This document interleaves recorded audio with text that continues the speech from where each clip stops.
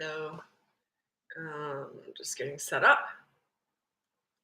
I talk a lot so my lips get dry. Anyway, while we're waiting, oh, hello, unknown. Christy, Jessica, Zavine, Christina, Sunshine Sparkles, Samantha, Yadir, Jacina. Never heard that name before. Marcia. I was going to say Marcia. Marcia. I haven't seen that name for a while. I'm Marcia Brady. Marcia. I guess you've heard that. Okay. My audience is on TikTok. That's why I will be facing sideways. So YouTube, if you're on there, I film all my lives on YouTube now, so they're permanently saved. But my main audience is on TikTok. So that's why I'm always looking that way. Okay. So while we're waiting for people to join, I'd like to know where you're from. I'm here in Vancouver, Canada. It is raining. We've had a lot of rain. It's supposed to be hot and sunny next week, so we'll see. I think the weather person's bluffing, but anyway, we'll see. Okay, so where are you from? California. Hi. SoCal. I was trying to be cool. Sorry. Washington State. Cali, that's it. You call it Cali is for California, right? Is that right? Okay. Missouri, Washington State, you're my neighbor. Hello, neighbor. Christmas, Florida. Is there a place called Christmas? I didn't know that. Nice. Missouri. England. I've been to Missouri, I've been to England. Between Orlando and Titusville. Oh, okay. I know where Orlando is, but I don't know where Titusville. Oh, interesting. Okay.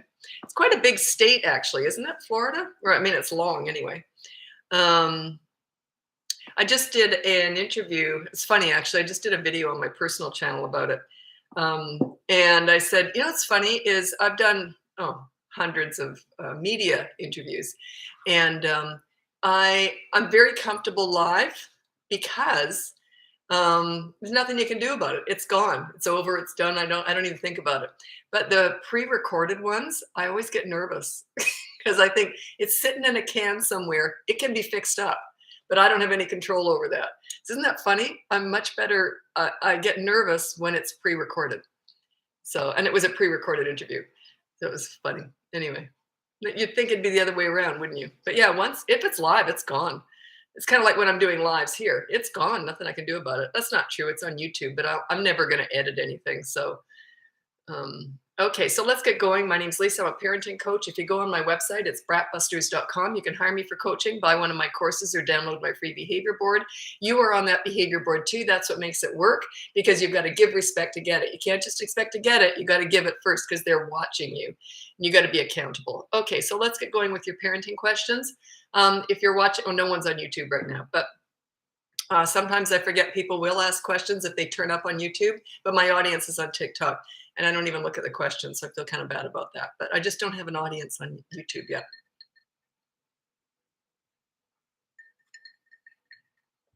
Okay, so parenting questions. I feel like a new woman. I chopped my hair off last night, about 3 inches. Those ends were so scraggly. I haven't cut my hair in about a year. Okay, there you go. Parenting question. I was just killing time. What to do if a child goes to a friend's house after school without notice? Oh my, they have to tell you where they are. Absolutely. I would probably go flying over there and pick them up. Yeah, you have to know where they are. That's a no-brainer to me. I mean, I didn't have curfew with my teenagers or anything, and my kids knew. I had to know where they were at all times. Absolutely. That would be a big one to me. For a 2-year-old, stop throwing food. Any 2-year-old question like that, like 2-year-olds don't make any sense. They have no common sense. They have no frontal lobe. It's just like a feather floating around in there right now. Their brain is like one marble and some tumbleweed. They're just forming. They're going to do crazy stuff. When they throw food, just hand feed them. Pick up the food, put it away. You say no, put it away, and then hand feed them. They do not get to feed themselves or touch food if they're going to do that. They will learn, but it's not the first time. They might learn the 100th time. Toddlers are just crazy. They're just forming. They're brand new, fresh human beings. Throwing food is fun. Heck, I'd do it too if I Knew I didn't have to clean up after myself.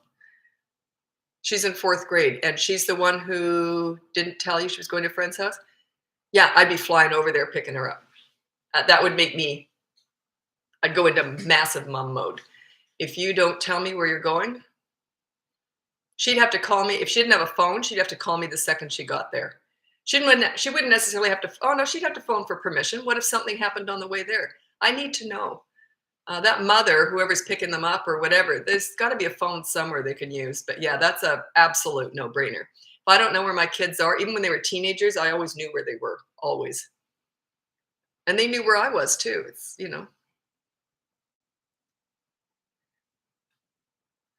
Discipline for toddlers hitting. If you want something really involved with that, I have a whole course on that. It's bratbusters.com, and it's my toddler hitting course. They're only $29. They're my small niche courses. But yeah, it goes into great detail. You just say no, and it's consistent corrective action with toddlers. They only learn through repetition. They don't learn the first time, maybe not the 10th time, maybe the 100th time. Oh, this is ridiculous. Any tips for making a week stay at extended family with a 3-year-old seamless? Seamless? You want seamless? Go somewhere else. I don't know. Seamless. There's no such thing. We're human beings. We're unpredictable. We're gonna do crazy things sometimes. So seamless. Boy, maybe there's like the seamless parenting coach. That is not me. Yeah, I can't give you that. But if you 3-year-old, if they respect you, they're kind of good wherever they like. My kids were easy no matter where we were because they respected me. So once you're a leader, none of that stuff is a problem. Like I wouldn't have thought twice about that. I would have just known that they respect me. So if they're good at home, they're going to be good everywhere.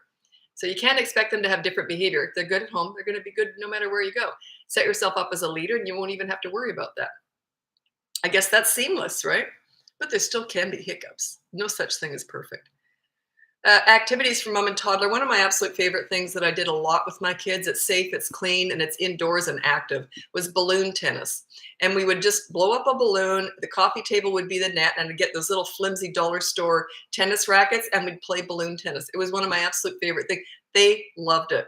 And we could do that for ages, just balloon tennis. I'd be holding a baby, playing with the other one. So yeah, it's active, it's clean, indoors, cheap. It's a good one. It's one of my favorites. I won't tell you all this crazy stuff I did. So, I did some pretty kooky stuff. It's not for everybody. I teach what I think should be out there. I keep a lot to myself. I was a little bit crazy. I was that mother. Oh, your mom's crazy. She's fun. Yeah, I was crazy. Just thinking about something. Anyway.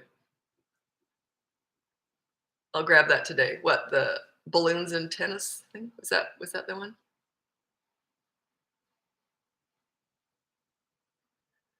Yeah. Oh, discipline for toddlers hitting. That was that. Okay. Sorry, I'm losing track here. Okay. Oh, I answered that yesterday. But your husband who can't get up. I answered that one yesterday. What's your opinion on dropping out of college? They are adults, and I think that's okay. I would never, yeah, balloon volleyball is another good one. I would never push an adult to do something they don't want to do. If I don't want my kids to be in college if they don't want to be. I think they both dropped out. My son realized he was going to be a architectural engineer or something. I don't know. He's really good in science and math and all that, and he hated it. Absolutely hated it. And he went into a sales job, which he loved. So, they got to do I would rather them do what they love.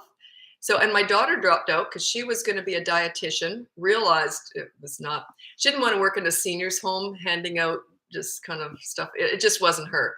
So she ended up becoming a holistic nutritionist.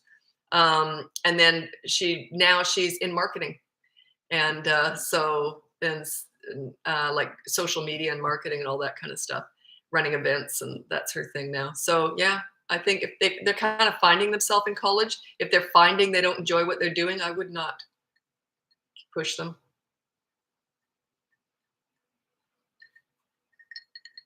Do you know what I find with that? It's a bit of a tell when a parent asks me that. That's your agenda, not theirs. And I kind of don't do that. Like when a parent, I want them to go to college, that's all you. That's not them. So it's, you got to let go, let them do them, not you. That's that tell. That's sort of, because I see this all the time with clients. How do I get them to go? They don't want to go to college. They don't want to. And I'm like, that's your agenda, not theirs. They're 18. Yeah. But they can't just sit at home and play video games all day. They got to get out and get a job. Like, they got to support themselves. If they're not in school, they got to support themselves.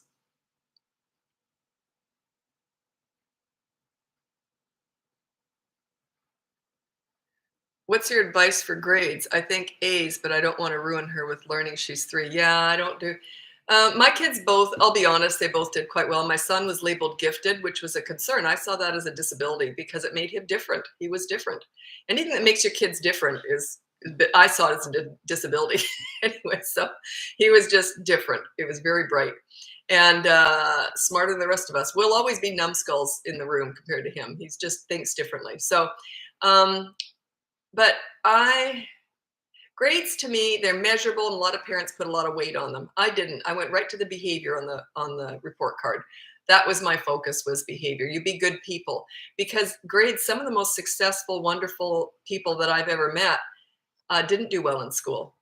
But they were hard workers, and they have a lot of confidence.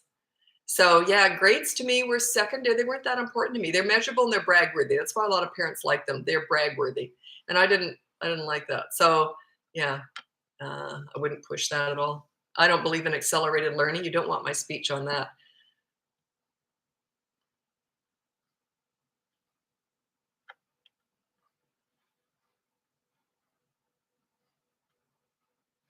Like, I guess getting it. Social skills are so important. So if you're focused on, I think there's three compartments in a child's life. This is the way I look at it. There's school, and then there's social, or like sports and activities where they go out and they're socializing. The other one that they have to learn how to do is boredom. They have to learn how to entertain themselves. I would not want to schedule my kids every minute of every day.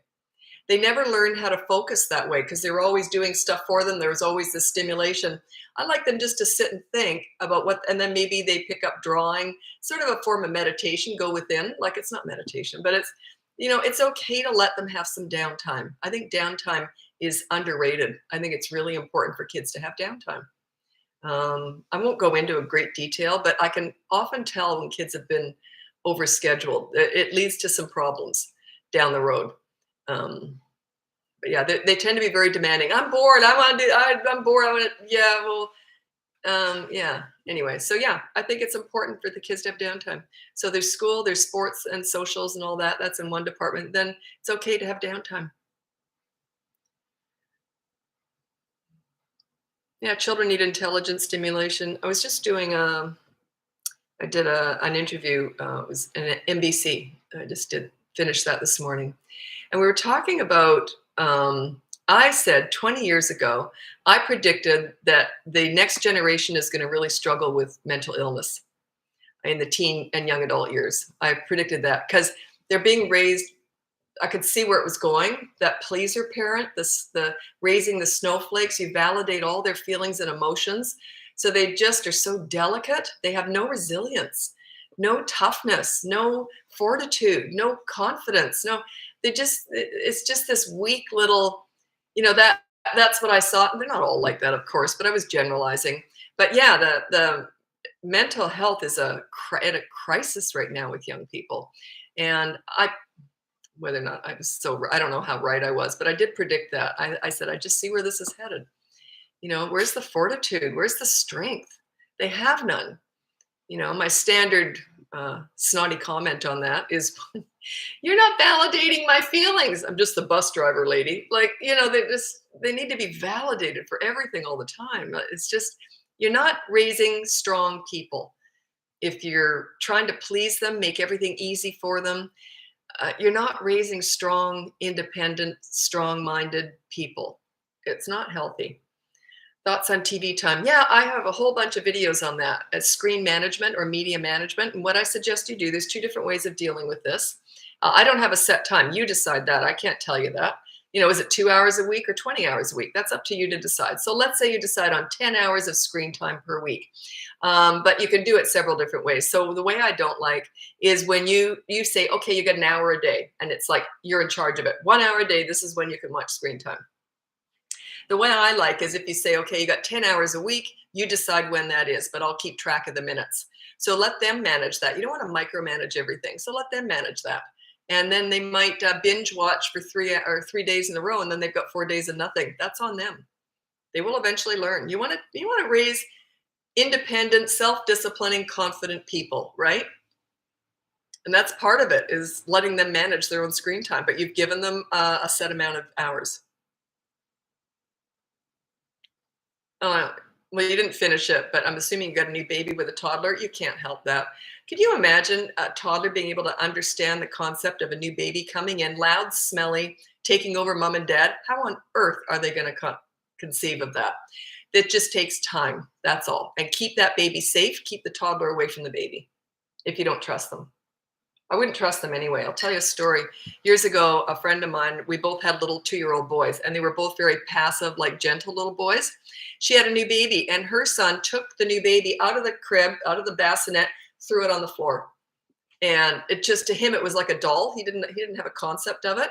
We were just horrified. He was not that type of kid. Like, we were just shocked. So never trust a toddler. Never leave them alone with a baby. It's asking too much of them to understand the concept of a new baby. They are brand new, fresh human beings themselves. How can they understand that? You see them in the hospital. I see this all the time. I'm always laughing at stuff like this.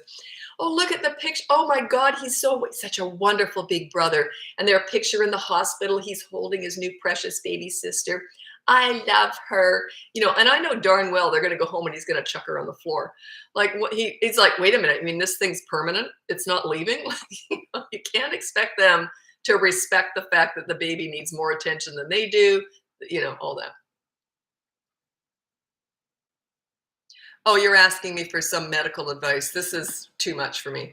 My friend has a 17-month-old and cartoons are on all day. What kind of effects will this have? Nobody knows.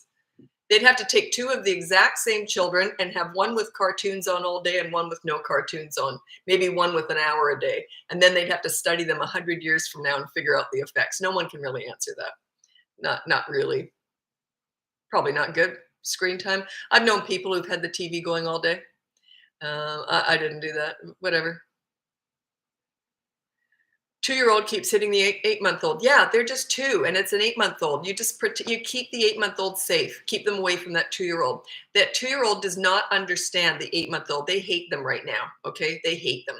So yeah, just keep them separate. Keep that baby safe. Eventually, they will learn. But it's a lot to ask of a 2-year-old to understand the concept of not hurting another human being. Remember, 2-year-olds will bang their heads on the floor when they have a tantrum. They don't even understand not hurting themselves, let alone someone else. So it's your expectation of them that's off. The 2-year-olds being a 2-year-old sounds normal to me. They don't all do that, but some of them do.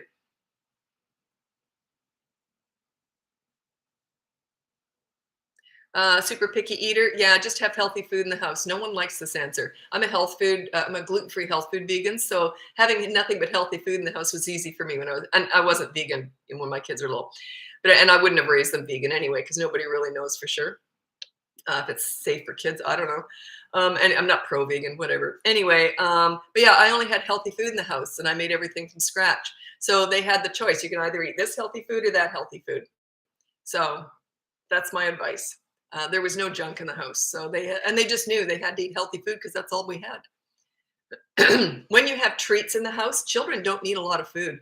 Someone will say, I've had this before a lot. They'll say, all they had was a small bag of chips. That's a tiny little human being, and a small bag of chips is like an entire meal to a toddler. You see what I mean? And plus their taste buds get altered. If you give them a lot of salt and a lot of sugar, their taste buds get altered. So they crave that, and they're turned off by broccoli and all that. My kids ate broccoli, cauliflower, carrot. They had to eat all that stuff because that was all that was an option for them.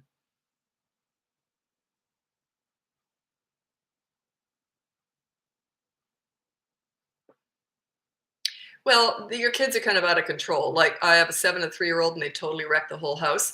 One thing, try my toy rotation system. I had very few toys out at any given time. I rotated them. So they had like maybe 5 toys out, and the rest were in boxes, and I'd rotate them once a week or once a quarter, really. I mean, so yeah, do that for one thing. So there's not much around. Plus, they don't respect you. If they're doing that as soon as you turn your back and they make huge messes, what are they getting into? Like, I don't know what's going on there. It's out of control. You're not a leader. Set yourself up as a leader. All that stuff is just a byproduct of you not being a leader. All their behavior is just a complete reflection of your parenting. Set yourself up as a leader, and that stuff just doesn't happen. Like, it just would not happen if they respected you. So work on your leadership skills. That's all I teach here, leadership skills. And go on my website, bratbusters.com. You can download my free behavior board.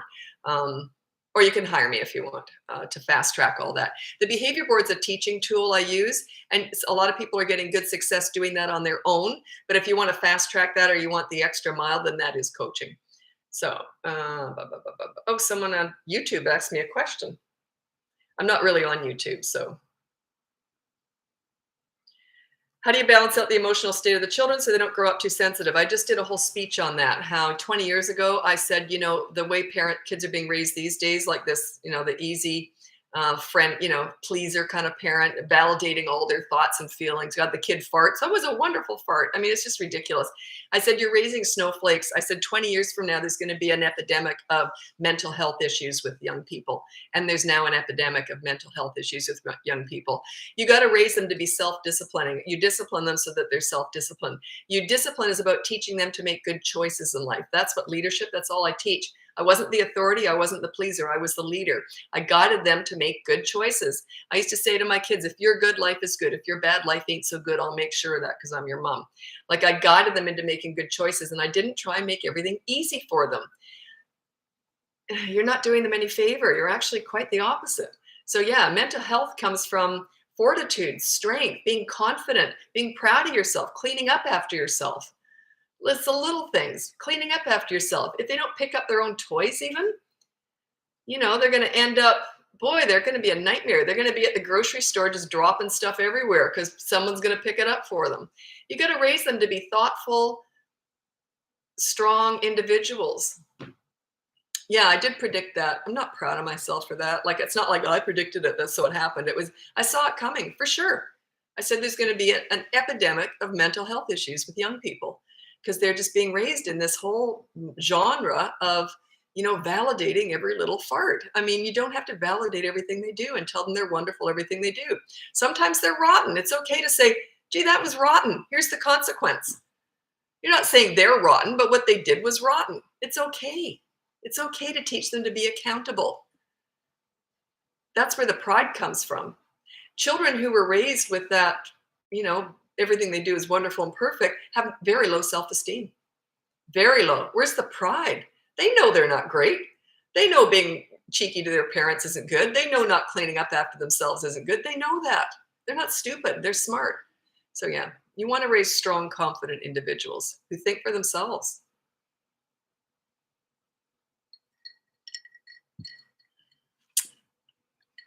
Yeah, you're laughing at that. I'm kind of feel bad sometimes. I can't help myself. I have to says it like it is.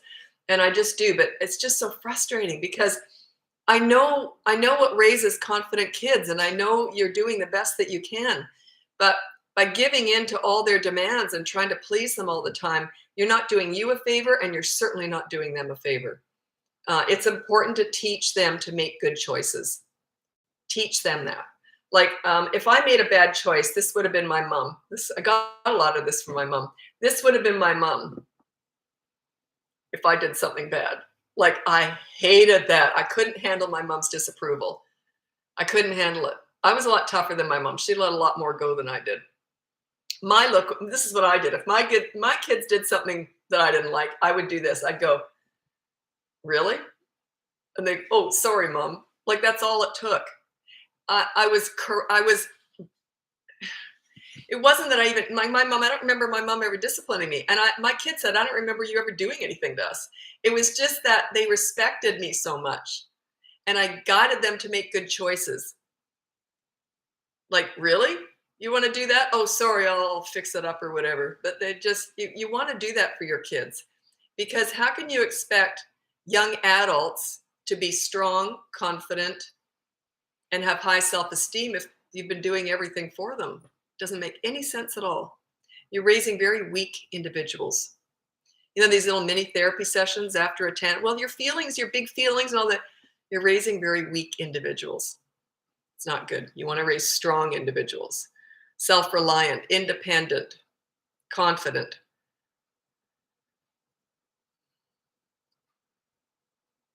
God, that was such a speech. My mom made the same face. Yeah. My mom's was great. She always did this. She always seemed to be sitting when she did it. Oh, I hated it. Oops. That's all it took. Oops.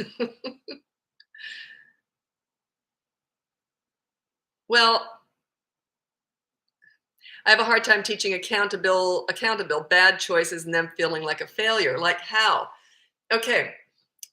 You're just gonna have to keep watching. It's not an easy, quick, this is how you do it. It's all about leadership. That behavior board's the best tool I have. I never used one. It's what I invented to teach parents how to give respect to get it. You're encouraging them to make good choices by making them yourself. They're watching you. You're on that behavior board. That's what makes it work. It's really just an accountability chart for the whole family. If you're all accountable for what you're doing wrong and you have to make it up to the other person, you just stop doing it, right? And then it just becomes easy. You don't reward good behavior. Never do that.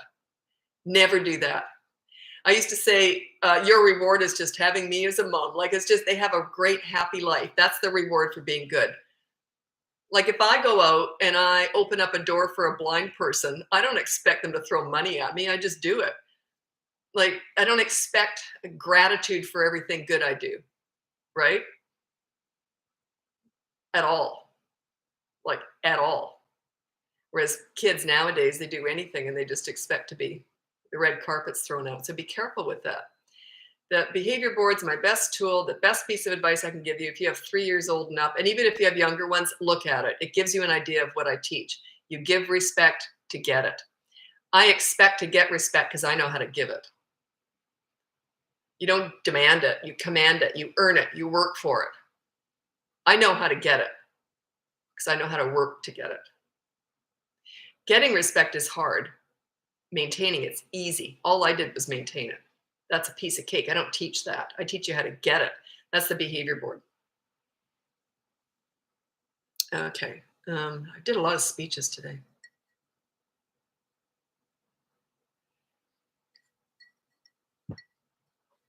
What time is it? Okay, I got to go soon. Sorry, and when I scroll, I get dizzy when I scroll too quickly. So, and I miss a lot of questions, but that's because if I go back, I get dizzy. So, okay, how do you feel about timeouts? Oh, you're new here. What age do you start? I hate timeout, can't stand them. Never did it, never will. Hate it. Think it's mean, cruel, disrespectful, can't stand it. Timeout is, I don't even know what to do with you. You're not even worth talking to. You go over there and you stand in a corner all by yourself. Go over there, nose to wall. And then afterwards, I'm going to go over there and discuss everything you did wrong. I hate it. Absolutely hate timeout. Use my behavior board. It'll teach you what else to do. But yeah, there's a rule, there's an expectation. You break that rule, here's the consequence. Simple. But yeah, timeout, I don't do it at all. Can't stand it.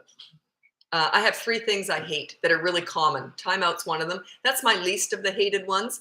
My second hated one is diversion. Because you never divert with broccoli. You always divert. It's when they're doing something bad and you say, here's some chocolate over here. You're rewarding that instantly. You're rewarding that bad behavior, sending the wrong message. The absolute worst thing that's common that I absolutely hate, and you know it's bad, but people still do it, is the countdown. By the time I count to 3, you better stop hitting your little brother. So he pounds even harder. And then 3, and he breaks. So there's no punishment, no consequence, no lesson learned. All he's learned is all I have to do is punch harder and faster. I can get 3, probably 30, 50 punches in before I have to stop. Like, you're teaching them it's okay to be rotten for a short period of time with no consequences whatsoever. So yeah, that's the absolute worst. is the countdown method. You already know that. You just feel that. That one's wrong, right? It just says that you don't know what you're doing. I'm going to count to 3. It's like makes you look fearful, makes you look scared. Yeah, you better stop by the time I count to 3, and you're like, please stop, because you don't know what to do if they don't, right? So it makes it, and kids pick up on that, like that. They know exactly what's going on. Oh, I'm totally in charge. I'm going to keep pounding. Yeah, so I don't like timeout.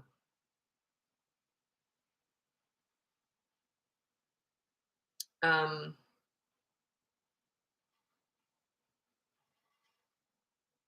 What are your highly parenting books recommendations? I've never read one, so I don't know. I only teach through experience. I have no idea what's out there. I purposely stay away from that. So if I'm criticizing anything like timeout, I don't know who's teaching it.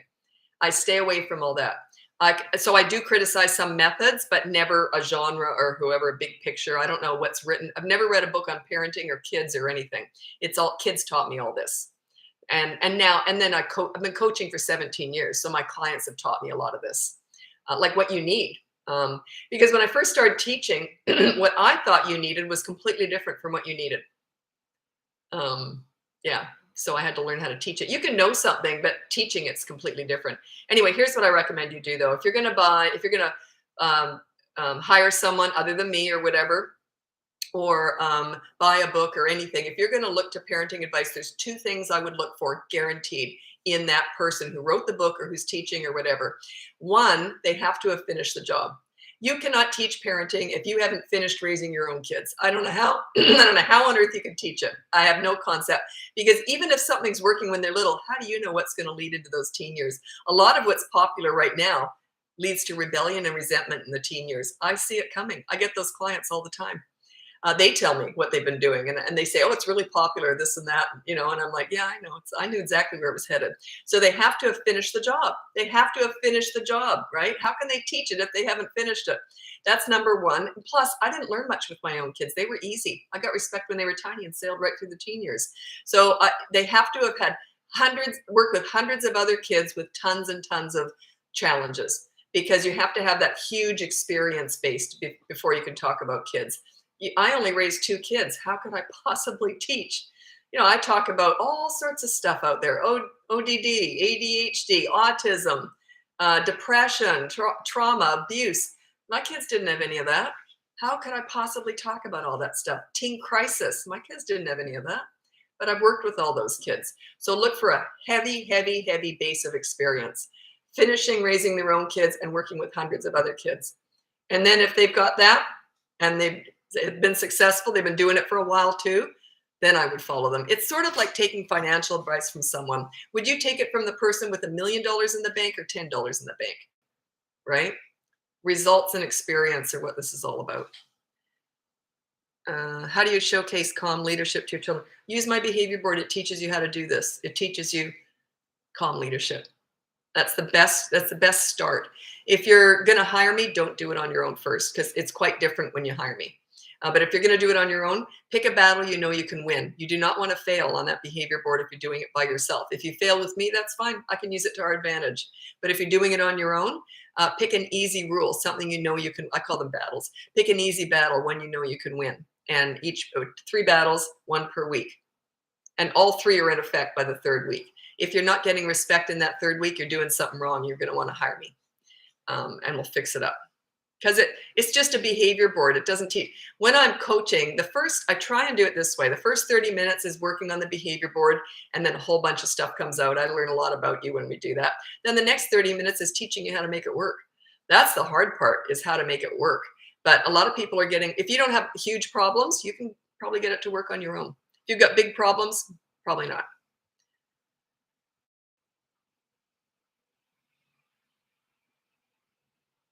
Oh, no, no kids on the call at all. I teach parenting. I don't teach kidding. So there's no kids on the call. I actually used to talk to teenagers in crisis, and I won't go into it, but a whole bunch of stuff. I don't even do that anymore. I just talk to parents now. I teach parenting. So yeah, it's of no benefit for the kids to be there. We're teaching you how to be a calm leader. The kids we're not teaching them to do anything. That you lead and they will follow, right? You got to learn how to be a leader. We're not teaching them. We're never fixing kids. We're fixing you.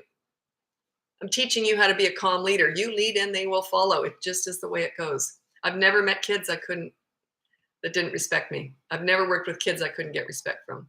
It's my leadership. It's not the kids. And I never worked with an easy kid, ever. No one ever handed me, oh, here, Lisa, here's an easy one. Not once. They always said, oh, good luck with this one. That was pretty much what I got.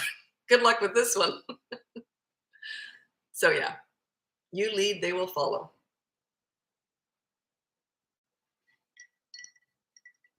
But you're not the authority. That's the old-fashioned stuff. You're not the authority. My way or the highway. I know everything. None of that.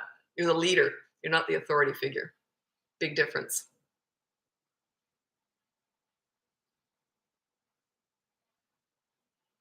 How old are your kids now? They are, my son's 33, my daughter's 28. So I'm all done.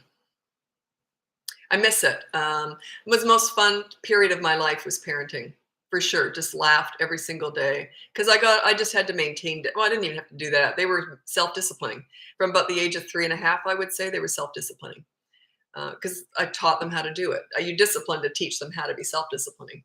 So they were easy. We just had fun. It was great. That's why I teach it, because it was fun. No one told me that. You know, when I was going to have kids, I was born to be a mother, right? I just needed to have kids. Oh, Lisa, you're going to be just, don't get it set up to be so fun. You know, I just knew I was going to have fun as a mom. I just knew it. And everyone kept saying, well, it's not. There was a lot of hard work in it and that. They were full of crap. Like it was fun. It was fun. But I knew how to get respect. I set myself up as a calm leader. I knew how to get respect. So I could just be crazy fun mom. And, but yeah, I knew how to get respect. And, but once you've got it, not through the authority, but through this leadership stuff. So, but yeah, everyone was wrong. Everyone who warned me that parenting was going to be difficult and it was going to be harder than I thought, they were wrong. The only thing that was really hard, and I wanted to adopt my son out when this happened, it was a vomit mess. I had a phobia about vomit. I never do it. So I think I've vomited maybe 3 times in my life. I'm 62. I just don't do it. And my son did it, and it was a mess. And that was my biggest parenting fail. I had to catch him because he passed out while he was doing it, but I almost missed him because I was freaking out. So that was my biggest parenting fail, I would say, was the vomit scene. It was awful. It was awful. So yeah, not everything was easy. What are the ways to self-regulate for parents? It's like anything. If you've got a system in place and it's working, you're regulated. It's the way it is. Like there was never a time when I thought, I don't know what to do. Or if I didn't know what to do in the moment, I'd say, I'll tell you what, I didn't like what you just did. I'm going to think about it and we'll discuss it after dinner. So I always knew how to manage myself as a parent. There's a lot of things in life I don't. Well, I'm better now. I'm 62, so you kind of got yourself figured out. But once you know what to do, you are regulated. So I teach you what to do. If you want to be a calm leader, you want to follow my method, then I can teach you how to do this. And then you are regulated because you know what to do. This is what my parents say. I have to get tears in the first session, especially because they go, "Oh my God, it's so nice to feel like I've got something to do now. I know what to do now." Or I get the other tears where they go, "You mean I'm not a freak? My kids aren't horrible?" No, just don't know how to be a leader yet. So they often are just ridden with guilt and just everything's screwed up and they're just a mess. So then I come in and they say, it's like, you come in and say, do this, do that, and you are very normal. Most parents go through this. So yeah, that's how you regulate. You get a plan. What are your thoughts on parents that scream at children? How does it affect the child? You're asking me to judge yellers? All my clients are yellers, so I'm not going to judge that. They only yell because they don't know what else to do. I teach you what else to do, so you don't have to yell. I'm not going to talk about the effects on that. I've done enough videos on that. I don't want to go on about that. One of my biggest videos was, it was my first viral video. It's probably, I don't know how many, probably 5 million views or something by now. That one was, oh, I don't know why. I've just lost my screen. You still there? Yeah, I lost my screen. It was on yellers and how it does affect the children. Kind of feel bad about that video, but I think it was my first viral video. And I kind of feel bad about that because I was trying to impose on parents why you don't yell at your kids. If you want to look back on that one, it's just stop yelling at your kids or something like that. You can look up Bratbusters yelling and it'll pop up. It's one of the bigger ones. And, but yeah. There's no there's no need to go back on how you're messing your kids up. Just do it better. Like, what's the point in going me discussing how you're messing them up? Because we're all gonna. There was a really famous line, not famous line, but the show Roseanne, the original one. It was fantastic. It was just so much truth in that. What family life is really like. And Roseanne said, "Look, we're all going to mess our kids up. It's just to what degree are we going to do it? Like you're never going to be perfect. We're not aiming at perfection. We're aiming at pretty darn good, doing the best we know how." So yeah, we're all going to mess our kids up. What's funny is your kids don't tend to remember what you did right, but they remember every single thing you did wrong. It's just amazing because they love it. They love saying that. Remember the time you did this? And oh God, yes, I remember that. So yeah, they love that.